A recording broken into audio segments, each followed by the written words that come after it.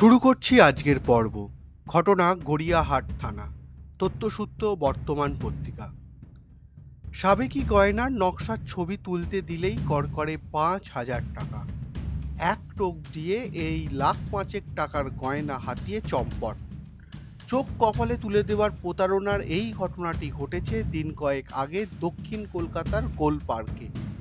এক বৃদ্ধাকে বোকা বানিয়ে লক্ষ লক্ষ টাকার গয়না হাতিয়ে পালিয়ে যায় দুই অবাঙালি দুষ্কৃতী।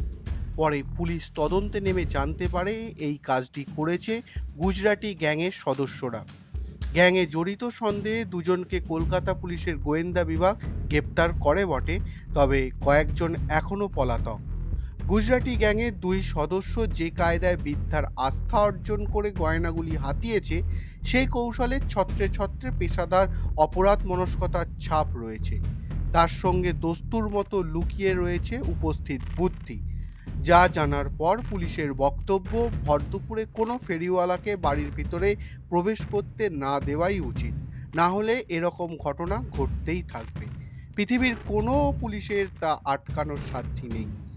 খাস কলকাতায় ভরদুপুরে ঘটে যাওয়া ঘটনাটির চরিত্র আপাতভাবে নিরীহ হলেও তা শিউরে ওঠার মতো। গোলপার্কে তিনতলা বাড়ি প্রতারিত বৃদ্ধার। দুপুরবেলা স্বামী তিনতলায় আর বৃদ্ধা দুই তলায় বিশ্রাম নেন। তাদের মেয়ে সকালে চলে যান অফিসে। ফেরিওয়ালাদের কাছ থেকে টুকটাক জিনিস কেনার অভ্যাস রয়েছে বৃদ্ধার। এক দুপুরে তার বাড়ির কলিং বেল বেজে ওঠে। দুই যুবক নিচে দাঁড়িয়ে। জানলা দিয়ে উঁকি দেন মহিলা। দুজন বলে, ছেঁড়া জামা কাপড়ের বদলে স্টিলের বাসন দেব, পুরানো কাপড়ও কিনবো।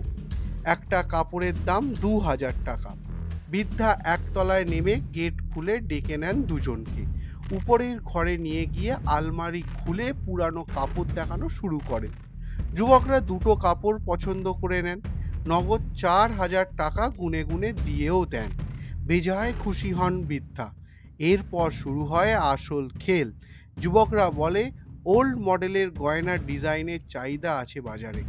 গয়নার নকশার ছবি তুলতে দিলে ৫,০০০ টাকা করে দেব এক একটা ডিজাইনের জন্য। বৃদ্ধা জানান ৫০ বছরের পুরানো গয়নার ডিজাইন দেখাতে পারেন। তারপর পারিবারিক সাবেকেই সেই গয়না বের করে দুজনকে দেখান।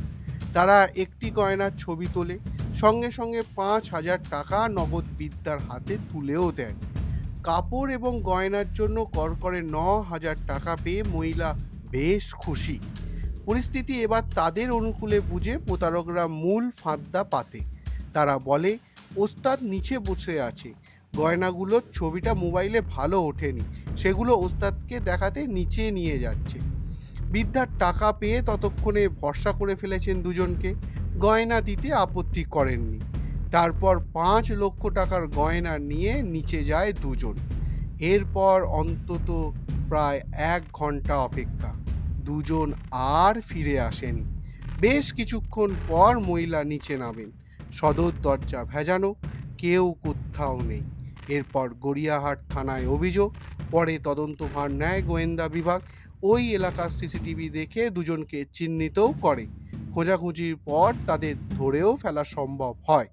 গ্রেপ্তারের পর জানা যায় এই কায়দায় তারা একাধিক বাড়িতে হানা দিয়ে সফল হয়েছে। এরপর গৃহস্থকে সতর্ক থাকার পরামর্শ দেন পুলিশ কর্তৃপক্ষ।